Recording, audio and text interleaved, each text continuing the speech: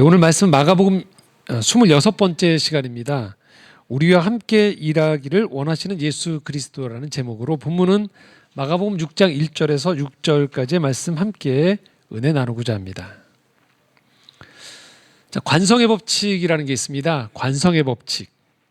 늘 하던 대로 움직이기를 유지하는 걸 원하는 성향이죠. 늘 하던 대로 유지하는 거죠. 움직이는 물체는 계속 움직이기를 원하죠.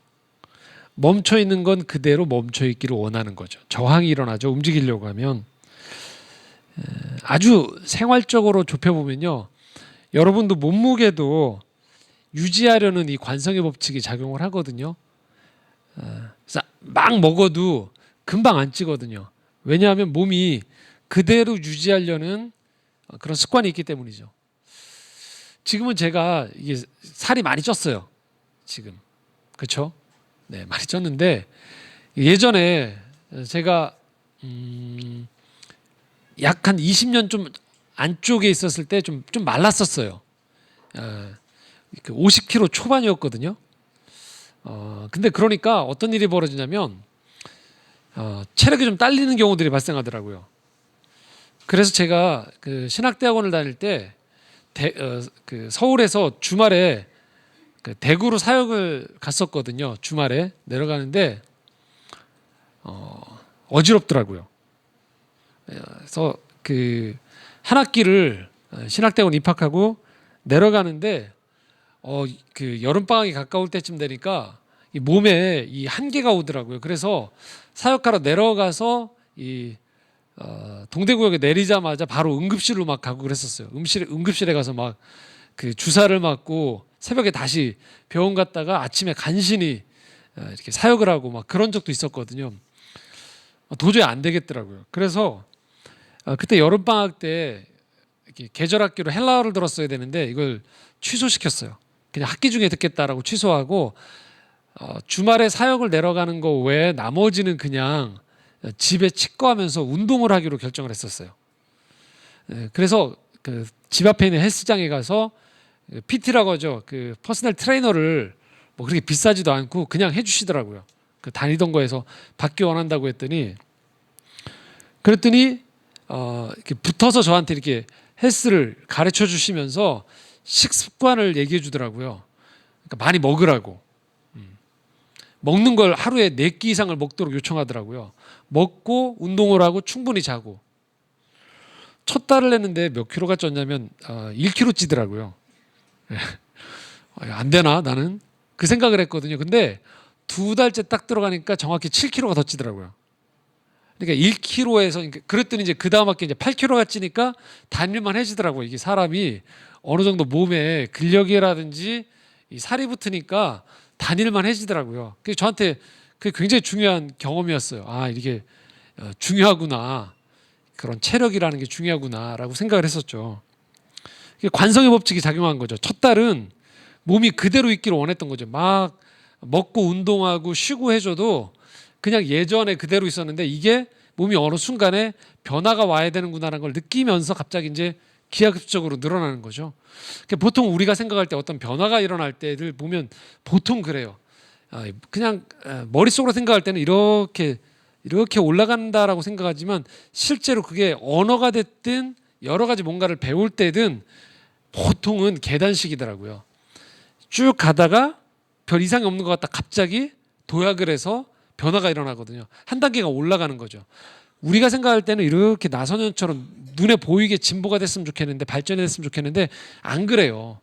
그래서 많은 사람들이 변화를 시도하다가 거의 중도에 포기하는 가장 큰 이유가 이게 변화가 없구나라고 생각하는 거죠. 실제로는 뭐예요? 변화를 위한 임계점에 계속 올라가는 거죠. 그러다가 어떤 일이 벌어지냐면 갑자기 점핑을 해서 도약을 해서 또 다른 다음 단계로 넘어가는 거죠. 언어를 배울 때든 아까 제가 얘기했던 몸무게든 삶의 어떤 변화도. 근데 이거는 반대로도 생각할 수 있는 거예요. 이렇게 안 좋게 하고 있는데도 유지가 되는 거죠. 괜찮다고 생각하는 거예요. 자, 그런데 어떨까요? 서서히 이 하강하는 게 아니라는 거죠. 이렇게 되어지다가 뭐예요? 갑자기 떨어지는 거죠. 그 개인의 삶도 그렇고요. 기업이나 어떤 그 운영해 나가는 어떤 트렌드도 마찬가지예요. 서서히 저물면 사람들이 대비를 하거든요. 근데 그렇지 않아요. 대체로 인류의 역사의 발전을 보면 계속 관성의 법칙 때문에 뭔가가 유지하고 있어요. 저항해요. 그러다가 이게 더 이상 안 되는 시점이 오면 어떻게 될까요? 갑자기 뚝이 터지듯이 무너져 버리는 거죠. 급격한 변화가 오게 돼 있어요. 개인의 삶에서든 공동체의 삶에서든 국가나 역사의 변화도 마찬가지예요. 그래서 오늘도 우리는 식당에 가면 이 관성의 법칙 때문에 주로 가던 곳을 가죠. 가서 가던 메뉴를 먹게 되어지고, 사람도 어떻습니까? 주로 만나는 사람 위주로 만나게 되어져요. 저는 관성의 법칙이 나쁘다고 얘기하는 게 아니에요. 매번 매 순간마다 관성의 법칙을 적용하면 사람은 긴장에 살 수가 없어요. 그렇기 때문에 매번 판단을 해야 되고 매번 의지를 발휘하지 않게 이 관성의 법칙은 우리로 하여금 때로는 일상에서는 무척 편안함을 제공해 주게 되어 있습니다. 하지만 어떤 중요한 순간에서 변화가 일어날 때조차도 이 관성의 법칙 때문에 주저앉는 경우들이 우리 인생에 많다는 거예요. 그래서 우리는 이 관성의 법칙 못지않게 우리 스스로가 변화의 이 중요한 순간, 모멘텀이 될 수 있는 거죠. 인생의 변곡점이라고 하는 이 순간에 깨어 있을 수 있는 것들이 필요하다는 거죠. 2019년이거든요. 벌써 12월. 한 해를 한번 돌아보시기 바랍니다. 여러분, 이쯤 됐을 때 돌아봐야 되거든요. 무조건 그냥 달리기만 하는 게 아니고 돌아볼 때 변화가 일어나는지를 한번 볼 필요가 있는 거죠. 그런데 우리가 1월부터 사실 매일매일의 일상을 살아갈 때 보시면요, 작년하고 큰 차이가 없다라면 이유는 다른 게 아니고요, 우리가 거의 1년 내내를 관성의 법칙으로만 살아왔을 때 이런 일이 벌어져요. 어떤 중요한 선택을 해야 되는데요, 관성의 법칙이 작용하는 거죠. 그러면 어떻게 될까요? 익숙한 것만 하려고 해요. 편안한 것만 선택하죠. 그럼 그 순간은 아무 문제가 없어요. 왜? 그 관성의 법칙에 의해서 움직여지기 때문에 내 일상에 큰 변화가 감지가 안 되는 거거든요. 그런데 이게 문제가 뭐냐? 이렇게 12월쯤 됐을 때 한 해를 돌아보는 거예요. 왜 작년하고 똑같지? 삶이 그대로지. 만나는 사람도 똑같은 거예요. 고민도 똑같아요. 그리고 불평도 똑같은 거죠. 왜 그럴까요? 뭔가 변화를 시기에 대해 그 시점에서 분별력을 가지고 용기를 내지 않는 거예요. 그냥 관성의 법칙으로만 그냥 움직이는 거죠. 당시에는 너무 자연스러워 보여요, 그게. 그리고 자기 안에서도 그게 괜찮다고 얘기해요. 그리고 실제로도 별 이상이 없어요. 하지만 이렇게 1년을 지나고서 한 해를 돌아보면 왜 내 삶에 변화가 없지라고 생각할 수 있는 거예요. 예수님은 우리가 이 창조의 법칙 안에 있는 관성의 법칙을 그대로 따라가는 것 필요하다고 생각하세요. 하지만 복음서를 묵상해 보다 보면 예수님은 이 관성의 법칙 너머에서 중요한 어떤 순간들에 이 법칙을 예수님 스스로가 깨기도 하시고요. 그리고 예수님을 만나는 사람들이 이 관성의 법칙에서 나오기를 원하실 때가 있어요. 자, 오늘 말씀 1절 한번 읽겠습니다. 같이 읽겠습니다. 시작. 예수께서 거기를 떠나사 고향으로 가시니 제자들도 따르니라. 자, 여기에 보시면 예수께서 어디를 떠났다고 돼 있어요? 거기를 떠났다고 돼 있어요. 이 거기가 어디일까요? 오늘 마가복음 6장이거든요. 5장에 지난주에 꽤 긴 본문을 저희가 했었죠.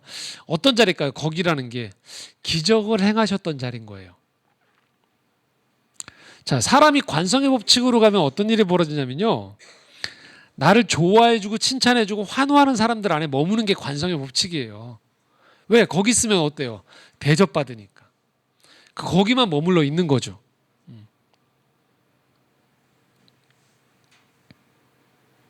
그런데 주님이 지금 예수님이 거기를 떠났다는 거예요.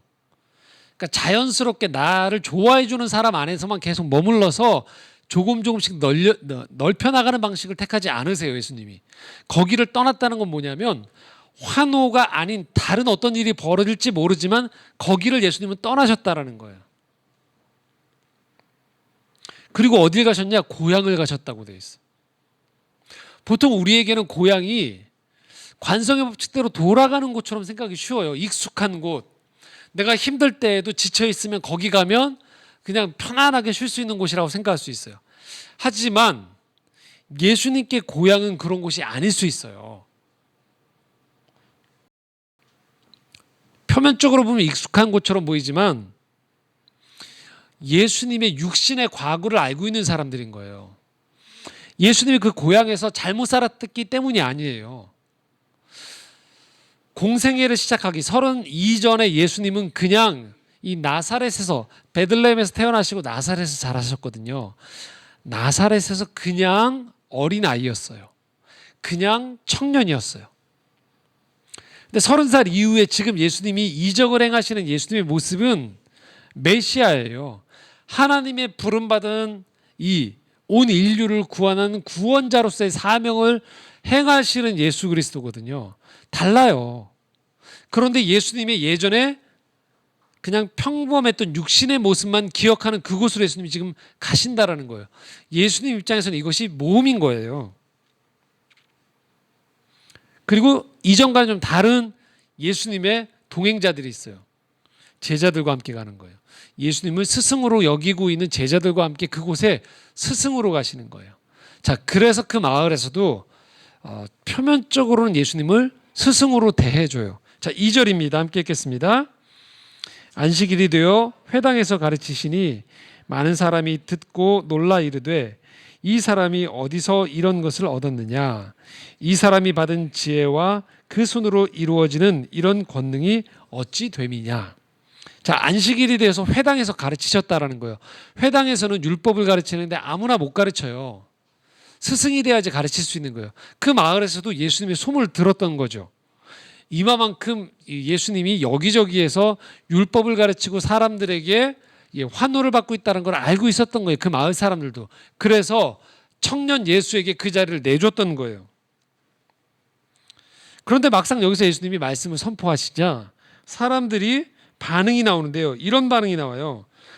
많은 사람들이 듣고 놀라라고 표현해요. 놀라. 이게 그 헬라어로 에크플레소라고 하거든요. 헬라 그 신약 성경에서 나와 있는 표현인데요. 이 에크플레소가 나오는 현장은 다 어디에서만 나오냐면 사람들의 가르침을 듣고 놀랐을 때 나오는 반응이에요. 이전하고는 다른데 깜짝 놀라는 거죠. 그럴 때만 이 에크플레소라는 말씀이 나오게 돼요. 반응이 나오는 거죠. 그런데 이 에크플레소의 반응이요, 두 개로 나눠져요. 어떤 사람은 에크플레소 하면서 구원을 얻어요. 그런데 어떤 사람들은 에크플레소 하고 난 다음에 거부를 해요. 자, 거부하는 사람들은 어떤 사람들일까요? 서두에 말씀드렸던 관성의 법칙이 작용할 때 그들은 놀라되 이것들을 거부하는 방식으로 가는 거예요. 제가 사역을 하면서 많은 사람들을 만나면 이 두 부류의 반응들이 있어요. 놀라는데요. 어떤 사람들은 그 놀람을 통하여서 그 다음 변화로 나아가는 사람들이 있어요. 삶에. 그런데 어떤 사람들은 놀라서 그것들을 거부하는 사람들이 있어요. 하나님은 오늘도 여러분의 일상 가운데에서요, 끊임없이 다가오셔서 하나님만이 하실 수 있는 새로움을 계속 허락하세요. 어떤 사람들은 새로운 만남을 주기도 하시고요. 공동체를 만나게 하기도 하고요. 어떤 데는 매일매일 접하는 말씀 같은데 묵상 가운데에서 새로운 울림이 다가오기도 해요. 그럴 때 놀라는 거죠. 하지만 어떤 사람들은 그 새로움 속에서 마음을 열고서 하나님과의 새로운 만남을 나아가서 이전과는 다른 나로 펼쳐지는 경험을 하는 사람들이 있어요. 하지만 어떤 사람들은 관습적으로 예전으로 돌아가는 사람들이 있다는 거죠. 더 놀라운 사실은요, 불행이 습관인 사람들이 있어요.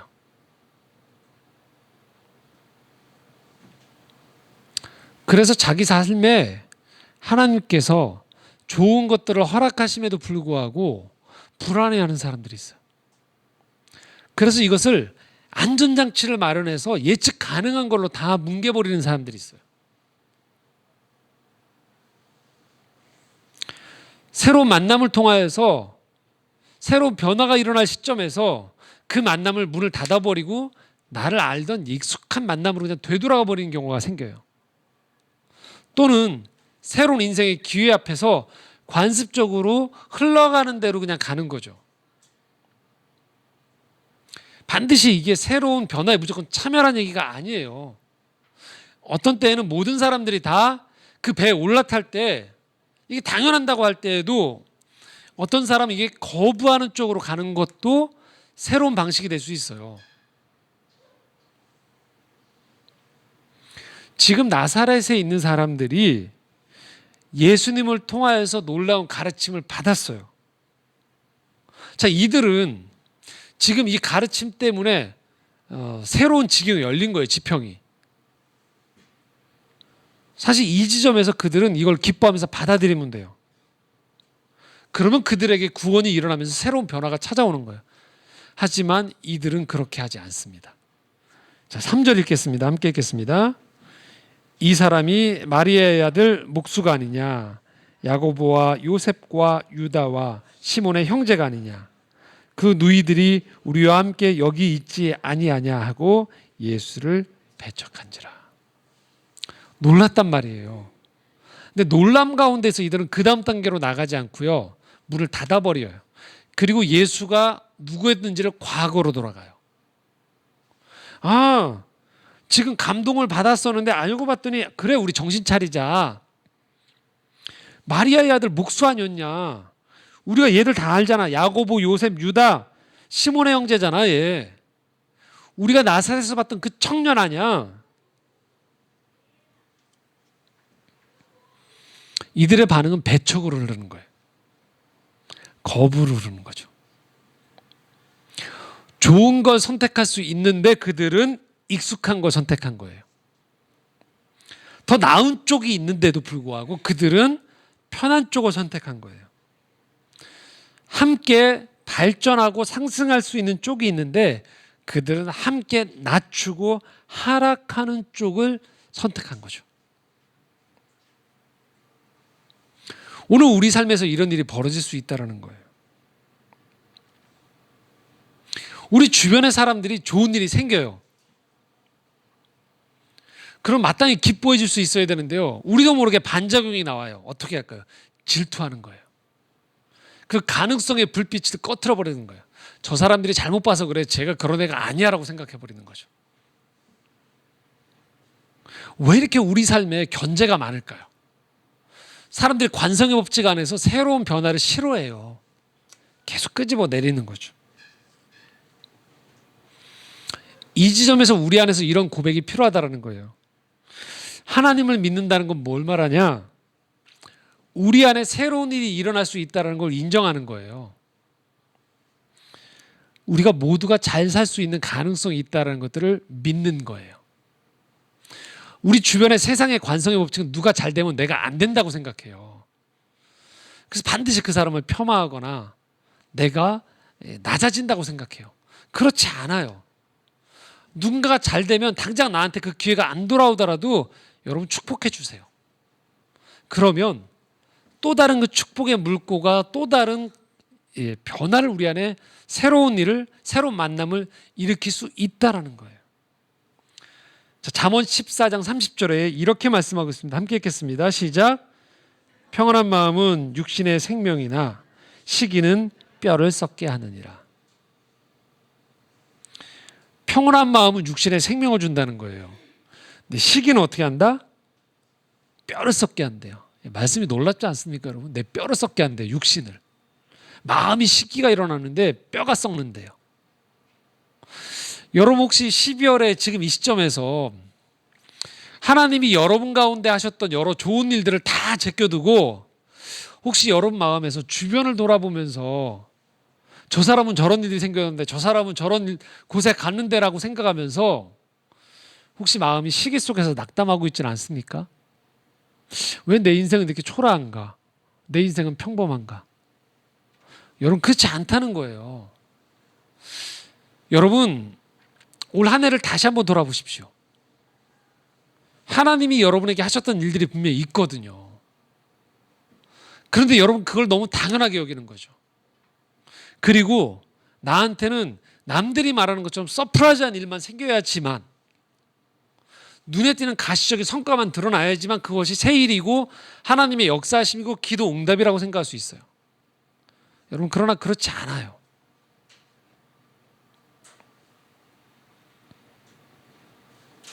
우리 마음 가운데 평안한 가운데 하나님이 일하시는 것들을 잠잠히 바라보는 것도 여러분 기적입니다. 그래서 저는 연말을 맞이해서 우리가 이런 사람이 되었으면 하는 말씀의 은혜를 나누고자 합니다. 우리가 좀 기뻐할 수 있는 사람이 됐으면 좋겠어요. 나를 기뻐하고 주변 사람들에게 생긴 좋은 일들을 기뻐하는 사람, 경탄할 줄 아는 사람, 아 하나님 정말 이런 일을 이루셨구나에 대한 경탄이 있는 것들, 그리고 기꺼이 남을 더 도와주려는 사람들이 됐으면 좋겠다라는 것이죠. 세상의 흐름은 그렇지 않다라고 얘기하지만, 자 이게 왜 중요하느냐? 하나님이 일하실 때요, 이런 선의를 가지고 적극적으로 기적에 동참하려는 사람, 믿음으로 반응하려는 사람과 하나님은 일하세요. 근데 내가 마음의 문을 닫아두는 거예요. 기적은 안 일어난다고 생각하는 거예요. 믿음이 아니고 결과론적으로 일어나야지만 그때 반응하겠다고 하는 사람과 하나님은 동역하기 어렵다라는 거예요. 자, 4절 말씀 함께 읽겠습니다. 시작. 예수께서 그들에게 이르시되 선지자가 자기 고향과 자기 친척과 자기 집 외에서는 존경을 받지 못함이 없느니라. 다 존경해도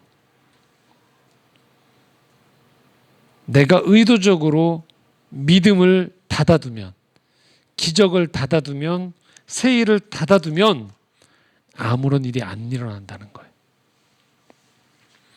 그리고 오늘 5절 말씀에 이렇게 표현합니다. 같이 읽겠습니다.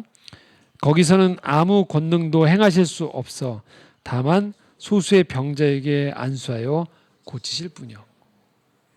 이 놀라운 말씀이거든요. 전능하신 예수 그리스도께서 얼마든지 비집고 들어가서 사람들을 책망하면서 뒤집어 엎을 수 있어요. 그렇게 안 하신다는 거예요. 이 사람들의 마음이 닫혀 있어서 그들의 믿음과 함께 동역해서 이룰 기적의 자리들이 보이지 않으면 주님은 그곳에서 기적을 일으키지 않으신다는 거예요.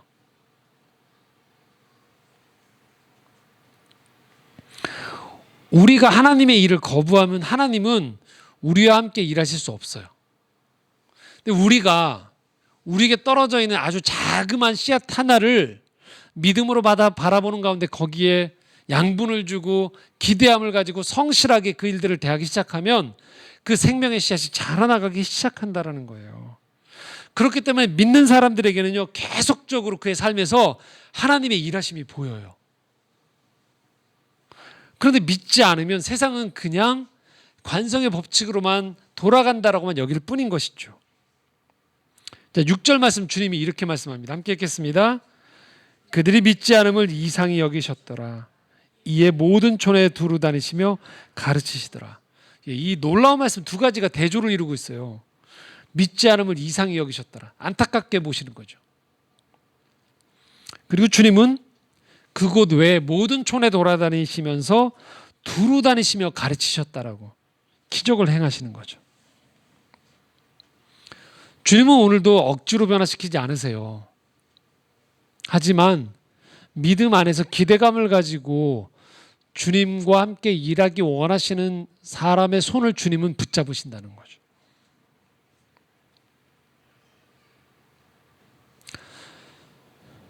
아주 작은 데에서부터 시작되는 거죠.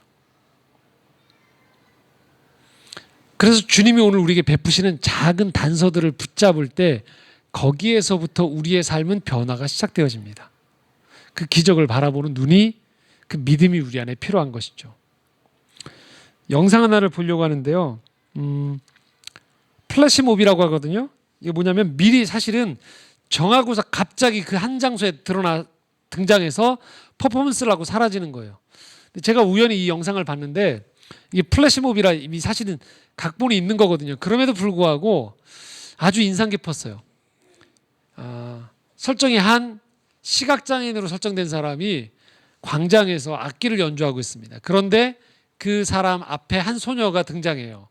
그리고 리코더로 이 시각장애인의 앞에 그 모금을 하기 위한, 구걸을 하기 위한 이 모자를 놓은 것 같은 그 장소 앞에서 함께 협연을 해요.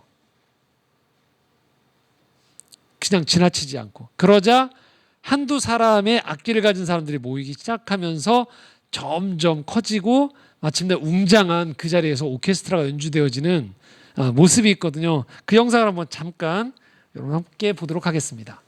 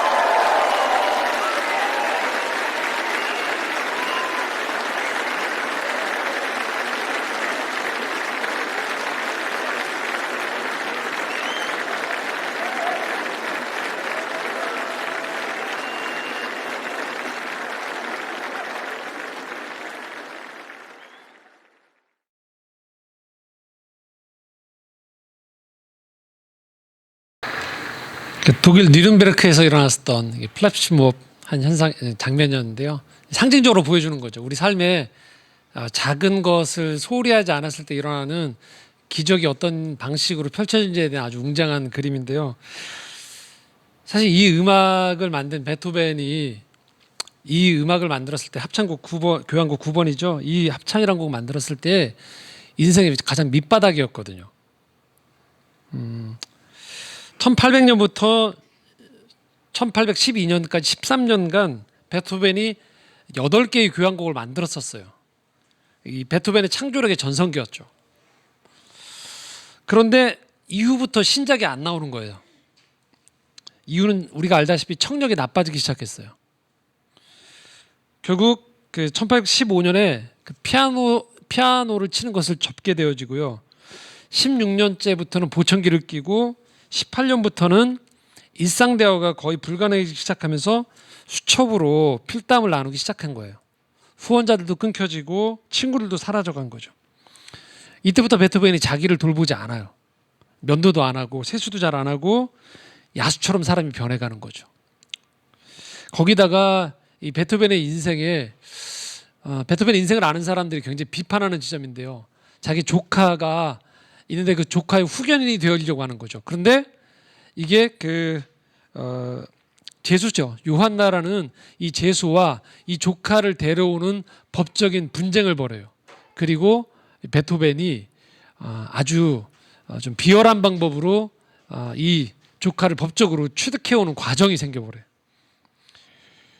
거기다가 1822년에 11월 3일에 이 피델리오라는 곳에서 공연을 했는데 안 들린 상태에서 주의를 하다가 완전히 공연을 망쳐버리는 거죠. 그러니까 인간적인 의미에서 절정기를 다루던 사람이 인간의 바닥으로 나락으로 떨어져 버린 거예요. 근데 이때 베토벤이 붙잡은 게 있었어요. 그것은 프리드리히 실러가 쓴 환희의 송가라는 결혼식 축시였어요. 근데 전부터 베토벤이 이 시를 알고 있었는데 많은 사람들이 이걸 도저히 예술 작품으로 시가 너무 좋은데 만들기가 어려울 것이다라는 얘기를 계속했었어요. 그런데 베토벤이 이 어두움 속에서 이 시를 붙잡은 거예요. 이 교향곡 안에 나오는 가사죠. 근데 이 환희의 송가의 내용이 이런 내용이 나와요. 두 팔 벌려 끌어안으라 수백만의 사람들아, 온 세상이 보내는 입맞춤을 받으라, 형제들아, 저 별들의 장막 위에 사랑의 아버지가 살고 계시리니. 이게 이제 그 시의 일부분이거든요. 밑바닥에서 이 환희의 송가를 보면서 이 악상이 떠오르기 시작한 거예요. 이 사람이 이걸 붙잡은 거예요, 베토벤이. 근데 베토벤이 막상 이것을 교향곡으로 만드는 가운데 넘어가려고 할 때 문제가 생긴 거예요. 그것은 당시 엘리트주의적인 음악은 절대 음악이라고 해서요. 음악을 음악으로만 푸는 방법을 사용했었습니다. 당시 종교나 귀족들이 이걸 아주 선호했죠. 그러니까 음악을 고도로 복잡하고 추상적으로 만든 거죠. 베토벤의 음악들도 그랬고요. 그래서 베토벤이 아주 사람들한테 이 지점에서 가장 자신의 커리어가 정점에 다른 게 바로 이 절대 음악을 통해서 베토벤이 정상에 올랐거든요. 그런데 인생의 밑바닥 가운데서 부여잡은 이 시를 음악으로 표현하려고 하다 보니까 당대 관습, 이 절대 음악만 가지고 안 된다라는 것들을 자기가 직면하게 된 거예요. 이때 베토벤이 한 가지 결정을 내려요. 누구도 시도하지 않았던 일을 여기서 벌이기 시작하는 거죠. 그것은 교향곡에 사람의 목소리를 집어넣는 거예요. 합창으로 이 부분을 표현하는 거죠. 그래서 1, 2, 3장이 그 당시에 절대 음악의 기악으로 쓰이다가 마지막 4장에 합창이 나오게 됩니다. 이거를 그 베토벤의 9개의 교향곡이라는 그 책의 나성인 교수라는 분이 이렇게 표현해요.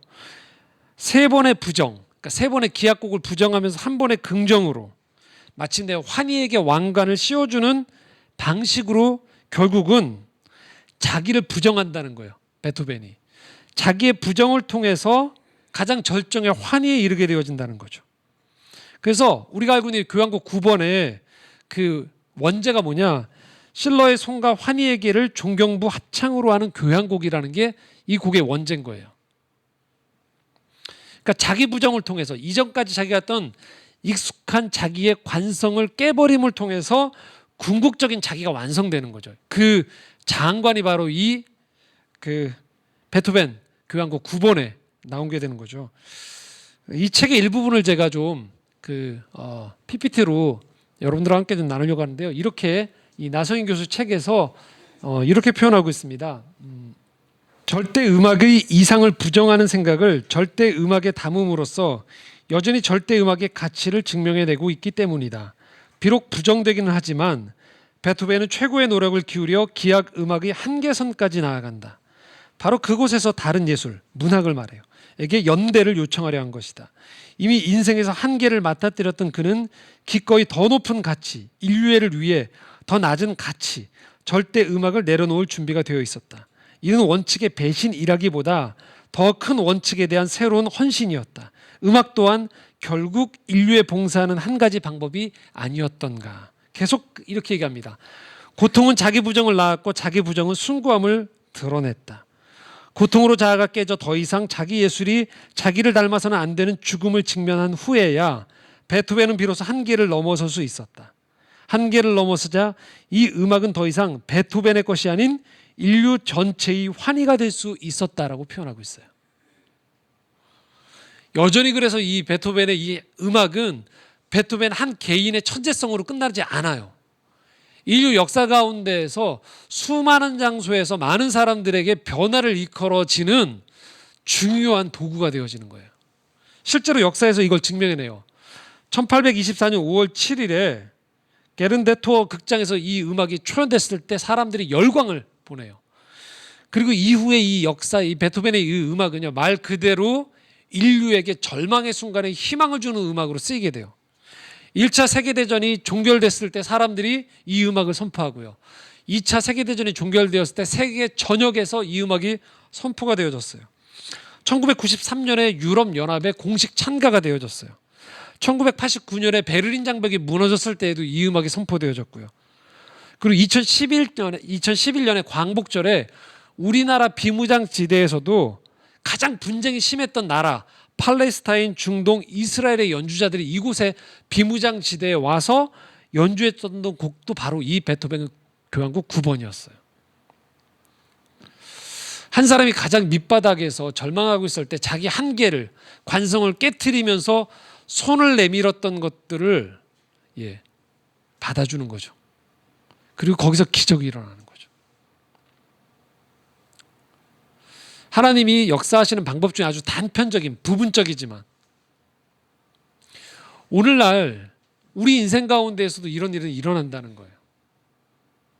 아주 극심한 절망이라고 생각하는 그 순간에 우리 마음을 관성대로 그대로 내버려 두는 문제인가? 또는 사람들이 말하는 대로만 따라갈 것인가? 내 과거에만 집착해서 그대로 바라볼 것인가? 이게 작다고 여겨지기 때문에 그냥 작다라고만 여길 것인가? 근데 하나님은 여전히 우리 삶에 끊임없이 구원의 씨앗을 계속 뿌려주세요. 희망의 손길을 내미세요. 생명의 역사를 일으킬 계속 그 순간들을 우리에게 보여주신다는 거예요. 그때 어떤 사람들은 두렵고 떨리지만 그 문을 부여잡고 문을 열고 들어가요. 어떤 사람은 그 씨앗에 물을 주기 시작해요. 어떤 사람은 그 손을 붙잡는 거예요. 그럴 때 그 믿음을 하나님은 기뻐 받으시면서 그 사람과 함께 일하심으로 말미암아 우리 인생에 새로운 교향곡을 만들어 주신다는 거예요. 말씀을 정리해 보겠습니다. 12월이에요. 아직 안 끝났습니다. 근데 관성적으로 살면 내년에 또 12월에 2020년 12월에 됐을 때 또 똑같이 그냥 한 해가 갔구나라고 생각하실 거예요. 하지만 믿음이라는 것은 바로 우리에게 주어진 이 시간 속에서 무엇을 부여잡는가라는 거예요. 오늘 하나님께서 여러분에게 계속적으로 건네시는 말씀이 있습니까? 또는 이 아침에 이 말씀을 통하여서 여러분에게 두드리고 있는 여러분의 어떤 사건들이 있습니까? 그러면 버리지 마시라는 거예요. 내가 뭘, 우리 집이 뭘, 내 직장이 뭘,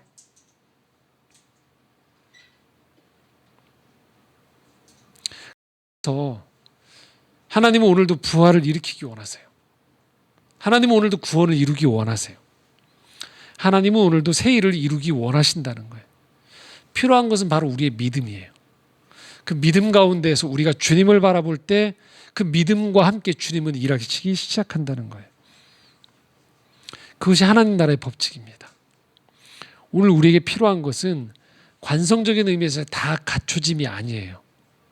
오늘 여러분에게 다가오시는 주님의 그 감동, 주님의 문두드리심, 주님의 역사하심을 여러분들이 믿음의 눈으로 부여잡는 것, 그것이 우리 삶의 놀라운 변화를 일으킬 수 있는 출발점이 되어진다는 것입니다.